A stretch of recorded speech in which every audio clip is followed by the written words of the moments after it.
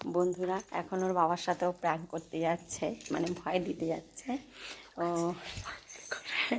রাত 11:30 বাজে, ওর বাবাকে ভয় দেবে, বাবা ভয় পায় বেলুনের। দেখতে থাকেন আগে, লাইটটা যা।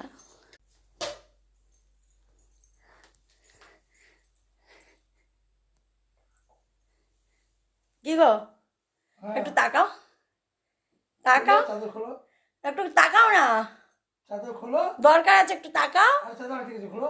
কোথায় আটকে গেছে? কোন দিকে আটকে গেল? আগের থেকে জানতো আমরা বেলুন ফাটিয়ে ভয় দেবো। হ্যাঁ, আগুন আছে আপনি দেখে নিস। দেখো বাবা আর মেয়ের ভালোবাসা, দেখো ভালোবাসা না, আমি এসে ভয় দিতে মার সাথে ভাড়াচ্ছি, বাবাকে বলতে কারা এসেছে। আবার রাত্রিবেলা গিয়ে বাবাকে দিস। 11:30 হচ্ছে এখন। হ্যাঁ, আবার গিয়ে যখন দিবি এবার তোকে ঘর থেকে তাড়িয়ে দেবে তোর বাবা, ঠিক আছে? অ্যালার্ম না মারবো ধরে শীতকালে রাত্রে।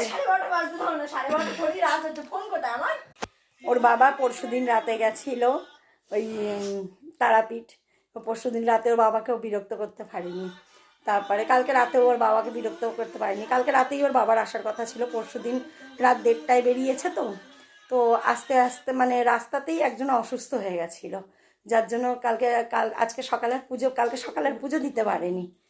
না দিতে পারলে এবার কালকে রাতটা ওখানেই থেকে গিয়ে আজকে সকালে পুজো দিয়ে তারপরে ওর বাবা এসছে। তার বাবা এসছে 8টার দিকে। তো ও আর বাবাকে ডিস্টার্ব করতে পারেনি বলে ও আজকে ডিস্টার্ব করলো বাবাকে, যে এই 2 রাত্রির বাবাকে আমি কোনো রকম মানে বিরক্ত করতে পারিনি, তাহলে আজকে আমি করবোই। আর ওর বাবা বুঝতে পেরে গেছে যে বেলুন টেলুন আনছে আমার কানের কাছে ফাটাবে। হ্যাঁ, ওর বাবা একটু শব্দ টব্দ মানে একটু কেমন হয়। তো এখন বলছে আমি রাত 12:30টার অ্যালার্ম দিচ্ছি, রাত 12:30টায় দেবো, আবার একটা বেলুন নিয়ে গিয়ে ফাটাবো বাবার কাছে। তাহলে যে যাস তোকে এবার ঘর থেকে তাড়িয়ে দেবে। আচ্ছা বাই, গুড নাইট বন্ধুরা।